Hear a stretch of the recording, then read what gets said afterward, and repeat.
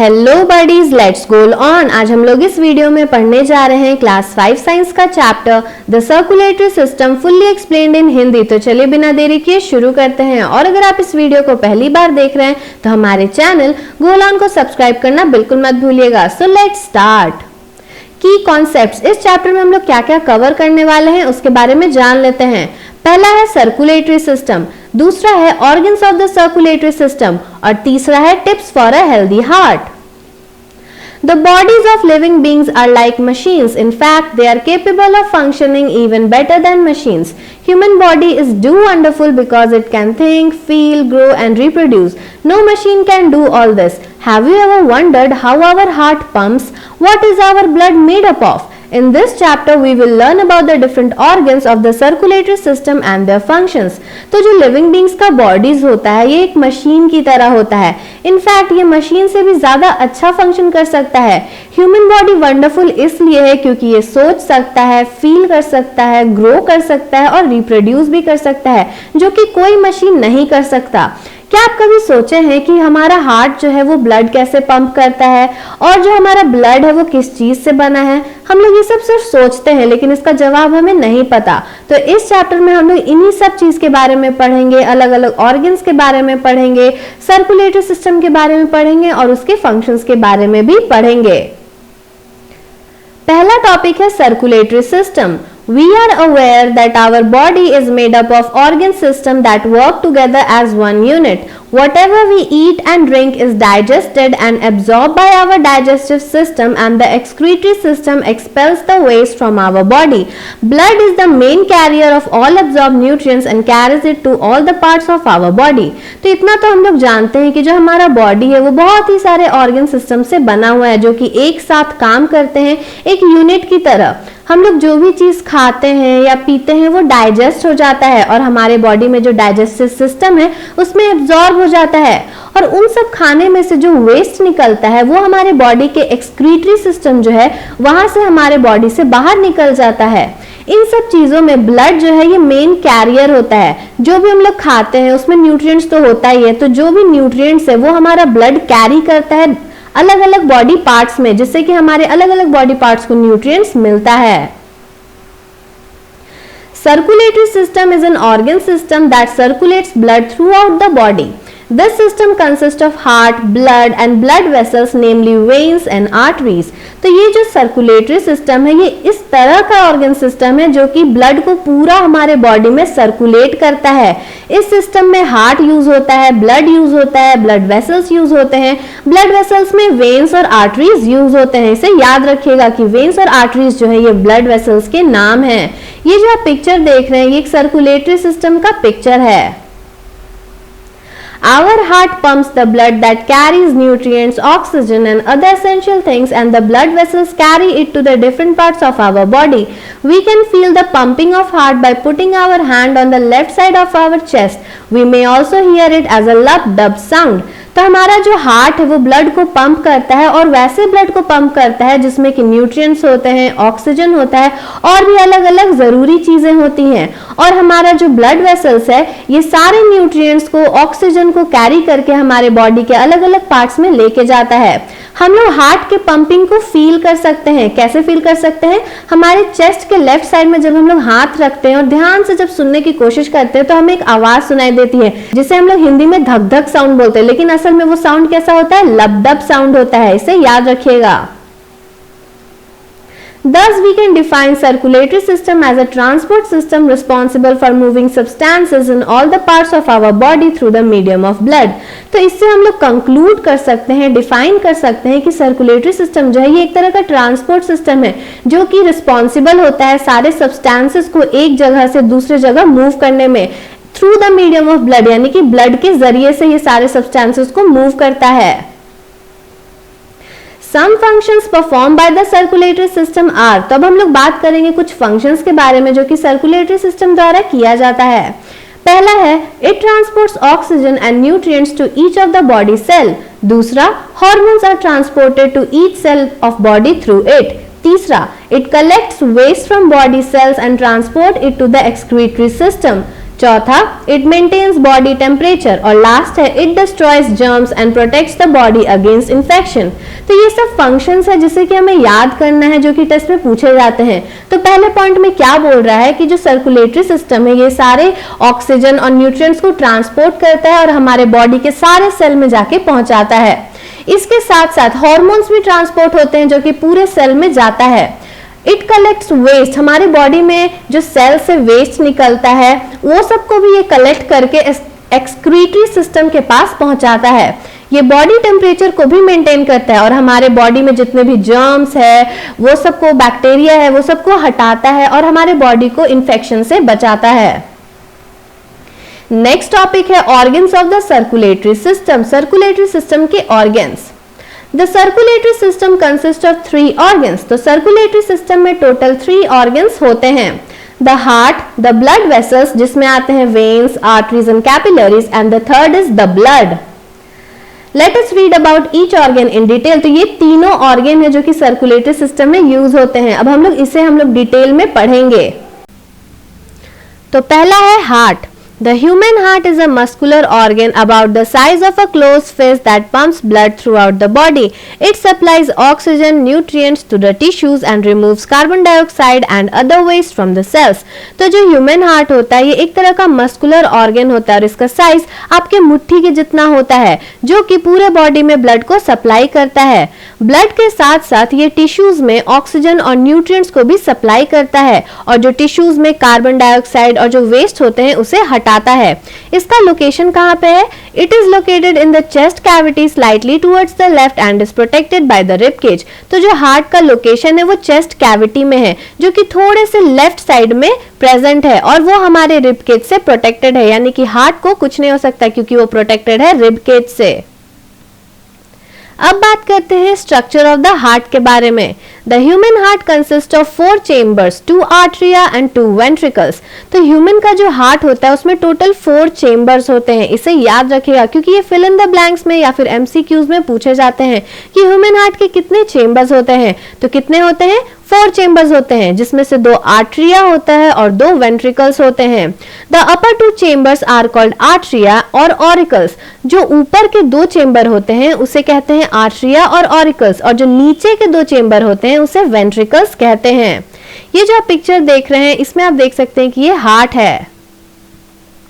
The upper chamber are known as the left atrium and the right atrium. Similarly, the lower 2 chambers are known as the left ventricle and the right ventricle. These chambers play a prominent role in the circulation of the blood.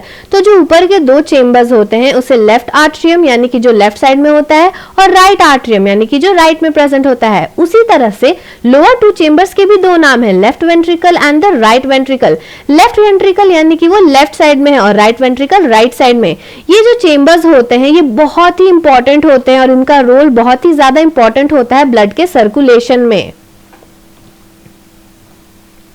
The right auricle receives deoxygenated blood rich in carbon dioxide from the different parts of the body.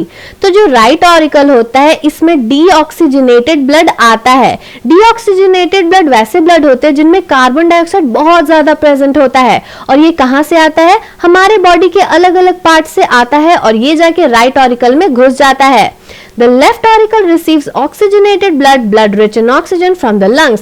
तो जो left auricle होता है इसमें oxygenated blood आता है। Oxygenated blood वैसे blood होते हैं जिनमें ऑक्सीजन बहुत ज्यादा होती है और ये आता है लंग से। इसे फिर से याद कर लीजिए, राइट ऑरिकल में क्या आता है? Deoxygenated blood. कहाँ से आता है? Different parts of the body से। लेफ्ट ऑरिकल जो है इसमें क्या आता है? ऑक्सीजनेटेड ब्लड, और कहाँ से आता है? लंग से। The right ventricle pumps deoxygenated blood to the lungs for purification. ये जो right ventricle है जो कि नीचे में प्रेजेंट होता है लोअर चेम्बर में, ये जो है ये deoxygenated blood को lungs के पास भेजता है प्यूरिफाई करने के लिए, यानी कि साफ करने के लिए। The left ventricle pumps the oxygenated blood from the heart to all the parts of the body. और जो लेफ्ट वेंट्रिकल होता है ये ऑक्सीजनेटेड ब्लड को पंप करता है हार्ट से सारे बॉडी पार्ट्स में। तो इस पॉइंट को, इन चारों पॉइंट को बहुत अच्छे से याद कर लीजिएगा और समझ लीजिएगा। Next है the blood vessels. Blood vessels are the networks of tubes that circulate blood to the different parts of the body. There are three main types of blood vessels. तो जो blood vessels होते हैं इनमें बहुत सारे tubes और कह सकते हैं कि पाइप की तरह प्रेजेंट होते हैं, बहुत पतले पतले ट्यूब्स प्रेजेंट होता है, उसका नेटवर्क प्रेजेंट होता है जो कि ब्लड को सर्कुलेट करता है हमारे पूरे बॉडी पार्ट्स में। टोटल यहाँ 3 मेन टाइप्स होते हैं ब्लड वेसल्स के। पहला है आर्टरी, दूसरा है कैपिलरीज और तीसरा है वेन्स। इस पिक्चर में आप देख सकते हैं। सबसे पहले हम लोग बात करेंगे वेन्स के बारे में। Veins are the blood vessels that carry impure blood from all parts of the body to the heart. Veins जो है ये ऐसे ब्लड वेसल्स होते हैं जो कि सारे बॉडी पार्ट से बहुत ही इम्प्योर ब्लड, यानी कि ऐसे ब्लड जिनमें कार्बन डाइऑक्साइड ज्यादा होता है, वैसे ब्लड को ये पूरे बॉडी पार्ट से लेके हार्ट में भेजता है। They are thin walled. There are walls present in the veins to prevent backflow of the blood. तो ये जो वेन्स होते हैं इनका वॉल बहुत ही पतला होता है और इनमें वॉल्व्स प्रेजेंट होते हैं। वॉल्स मतलब जैसे रोड पे ब्रेकर्स होते हैं वैसे ही इनमें वॉल्व्स प्रेजेंट होते हैं ताकि जो ब्लड है वो उल्टा फ्लो ना करने लगे। नेक्स्ट है arteries. Arteries are the blood vessels that carry pure blood from the heart to all parts of the body. Arteries वैसे blood vessels होते हैं जो कि pure blood को carry करते हैं और ये जो pure blood है ये हार्ट से लेके ये बॉडी के सारे पार्ट्स में भेजता है।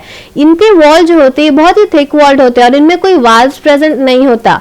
ठीक है, तो वेन्स कैसा था, उसमें क्या जाता है डीऑक्सीजनेटेड ब्लड, यानी कि इम्प्योर ब्लड कहाँ जाता है हार्ट में, और यहाँ से जो प्योर ब्लड है वो आर्टरीज कहाँ भेजता है हमारे पूरे बॉडी पार्ट्स में। नेक्स्ट है capillaries. Capillaries are the tiniest blood vessels that connect arteries and veins and are very thin. तो capillaries जो है ये बहुत ही पतले और बहुत ही छोटे blood vessels होते हैं जो कि arteries और veins को connect करके रखते हैं। The arteries branch out into capillaries that carry the oxygenated blood to tissues or cells. तो इतना तो हम लोग जानते हैं कि arteries में oxygenated blood present होता है जो कि tissues और cells में जाता है। तो ये जो arteries है ये capillaries में branch के form में connected होता है। Oxygen, carbon dioxide, nutrients and waste are exchanged between the blood and the tissues through the thin walls of capillaries. Capillaries में जो thin walls होते हैं उसके through oxygen, carbon dioxide, nutrients, waste इनका exchange होता है blood और tissues के बीच में। Oxygen और nutrients जो कि blood में present होते हैं वो tissues में चला जाता है और tissues में जो waste और carbon dioxide present होता है वो blood में चला जाता है। The capillaries collect the deoxygenated blood and other waste and join the veins that carry the blood back to the heart. तो ये जो capillaries हैं ये deoxygenated blood को collect करके और भी अलग अलग waste को collect करके veins में डाल देता है जो कि वापस इसे हार्ट में लेके जाता है। ये आप पिक्चर में देख सकते हैं, ये आर्टरी है, ये कैपिलरीज है और ये वेन्स है। कैपिलरीज जो है ये आर्टरी और वेन्स को कनेक्ट करके रखा है। आर्टरी में ऑक्सीजनेटेड ब्लड होता है जो कि यहाँ से ट्रांसफर होता है टिश्यूज में। टिश्यूज से जो गंदगी हमें मिलती है, वेस्ट मिलता है, कार्बन डाइऑक्साइड मिलता है, वो कैपिलरीज अपने पास लेके वेन में भेज देता है और ये जो वेन है उसी डीऑक्सीजनेटेड ब्लड को हार्ट में वापस भेज देता है। A table of distinction between arteries, veins and capillaries is given below. तो आपके बुक में भी arteries, veins और capillaries के बीच में डिफरेंस दिया हुआ होगा। आइए पढ़ते हैं। Arteries, they are blood vessels having thick walls. Arteries में thick walls present होते हैं। Veins, they are blood vessels having thin walls. Veins में thin walls present होता है। Capillaries, they are very narrow blood vessels with very thin walls. Capillaries जो ये बहुत ही narrow blood vessels और बहुत ही पतले पतले walls इनमें present होता है। Arteries, they carry pure blood from the heart to different parts of the body. ये heart से pure blood को हमारे body के different parts में भेजता है। Veins, they bring impure blood from different parts of the body to the heart. Veins जो है वो different parts of the body से impure blood को लेके heart में वापस भेज देता है। Capillaries, all exchange of materials between blood and the tissues takes place in the capillaries. जितने भी materials exchange होते हैं blood और tissues में वो capillaries से होता है। Arteries, they do not contain any valves. Arteries में valves present नहीं होते। Veins, they contain valves that allow blood to flow in one direction towards the heart. Veins में valves present होते हैं जिससे कि blood जो है वो उल्टे डायरेक्शन में नहीं जाता, एक ही डायरेक्शन में चलते रहता है और हार्ट के पास चला जाता है। Capillaries, they do not have any valves. इसमें भी arteries की तरह ही कोई भी valves present नहीं होता। नेक्स्ट है blood. Blood is a special kind of red colored fluid that flows inside our blood vessels and delivers oxygen and nutrients to the body cell. तो जो blood है ये special kind of red color का fluid होता है जो कि हमारे blood vessels के अंदर flow करते रहता है. Blood की ही वजह से हमारे body के cells को oxygen और nutrients मिलता है.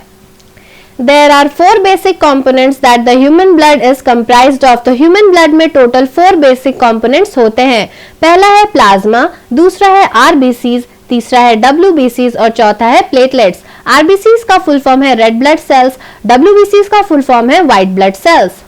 तो सबसे पहले हम लोग बात करेंगे प्लाज्मा के बारे में. Plasma is the yellowish liquid part of the blood. It transport water and nutrients to our body tissues.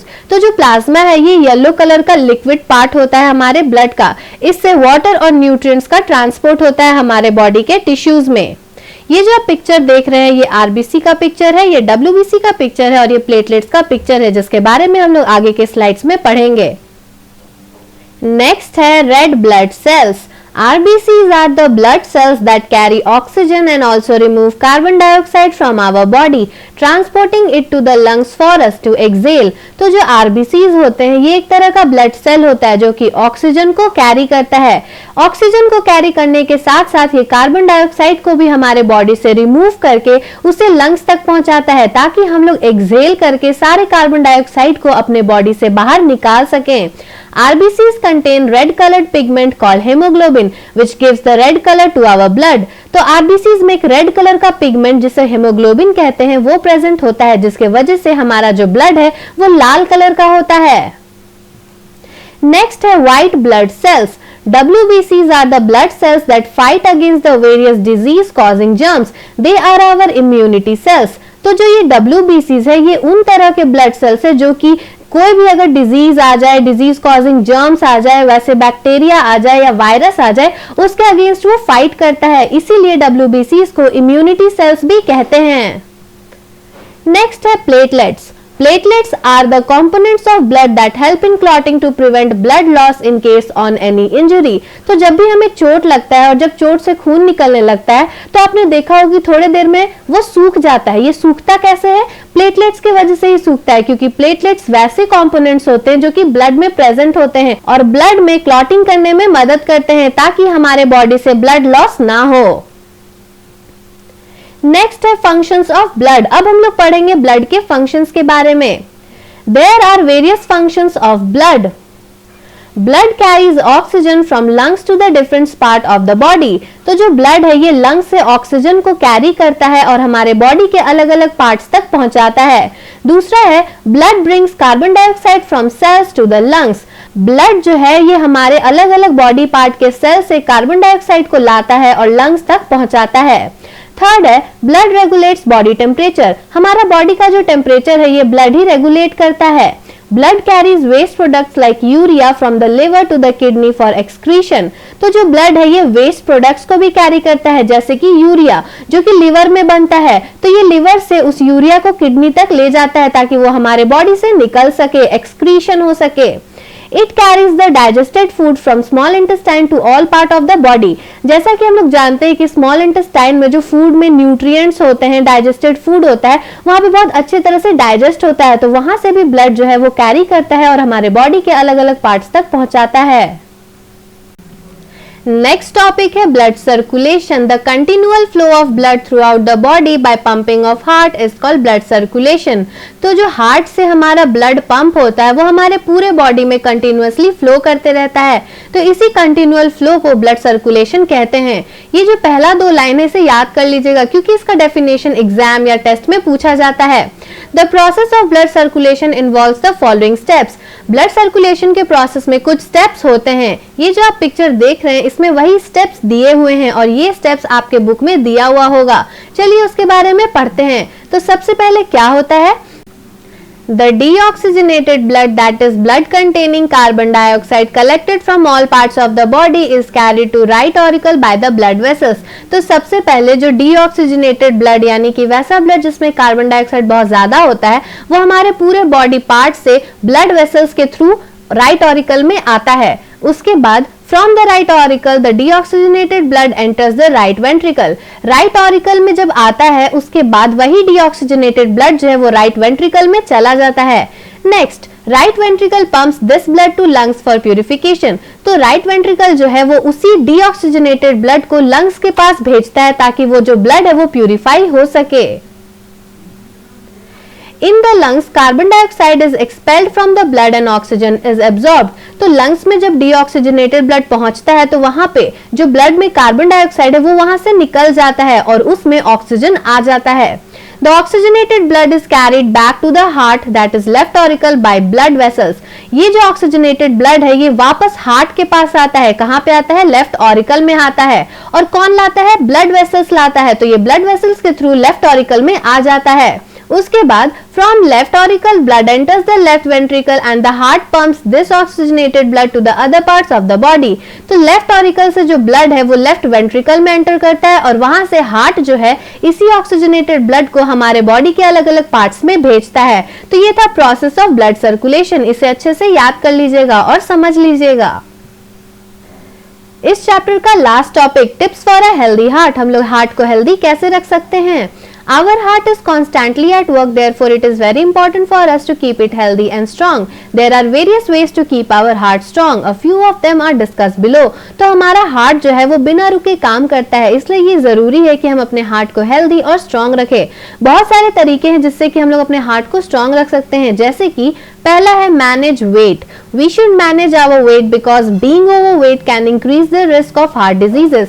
हमें अपने वेट को अच्छी तरह से मैनेज करना चाहिए क्योंकि जब ज्यादा वेट होता है तो उस ओवरवेट के कारण से हार्ट डिजीजेस का रिस्क बढ़ जाता है। Second, be physically active. Physical activity is great for our heart's health. We should play at least one outdoor game daily. Physical activity जो है ये हमारे हार्ट के हेल्थ के लिए बहुत ज्यादा ही अच्छा होता है। हमें कम से कम हर रोज एक आउटडोर गेम खेलना चाहिए। Next, avoid junk food. Junk food means food rich in fats and unhealthy carbohydrates which does not contain the vital nutrients essential for our body. Thus, to maintain good health and have a healthy heart, we should avoid eating junk food. Junk food मतलब ऐसा खाना जिसमें बहुत सारा fats और unhealthy carbohydrates भरा होता है जो कि हमारे वाइटल न्यूट्रिएंट्स का पार्ट नहीं है और हमारे बॉडी के लिए जरूरी भी नहीं है। इसीलिए हार्ट को हेल्दी रखने के लिए और गुड हेल्थ को रखने के लिए हमें जंक फूड नहीं खाना चाहिए। Manage stress. Worries and problems lead to stress which in turn leads to heart diseases. To keep our heart healthy, we should not think too much and share our concerns with our elders.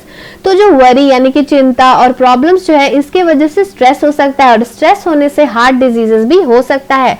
इसीलिए अपने heart को healthy रखने के लिए हमें ज्यादा सोचना नहीं चाहिए और अगर कोई भी ख्याल आ रहा हो तो उसे एल्डर्स यानी कि अपने से बड़ों के साथ शेयर करना चाहिए। Yoga. Yoga is physical practice that involves many forms and postures. Yoga not only keeps us fit and healthy but also helps to heal our heart and it keeps away heart problems, thus helping us maintain a healthy lifestyle. Yoga जो है वो एक ऐसा तरह का physical practice है जिसमें बहुत सारे फॉर्म्स और पोस्चर्स होते हैं। योगा जो है इससे हम लोग फिट रह सकते हैं, हेल्दी भी रख सकते हैं और अपने हार्ट को हील भी कर सकते हैं। इससे क्या होता है कि हार्ट प्रॉब्लम्स दूर रहता है जिसके वजह से हमारा लाइफस्टाइल बहुत ही हेल्दी रहता है। तो योगा करने से भी बहुत सारे फायदे हैं। तो ये था पूरा एक्सप्लेनेशन इस चैप्टर का और अगर आपको इसी तरह और भी चैप्टर्स का एक्सप्लेनेशन चाहिए या फिर इस चैप्टर के एक्सरसाइज का सॉल्यूशन चाहिए तो हमें कमेंट करके जरूर बताइएगा और हमारे चैनल गो लर्न को सब्सक्राइब करना बिल्कुल ना भूले। So thanks for watching and if you like this video don't forget to like, subscribe and share. Thank you. Subscribe please.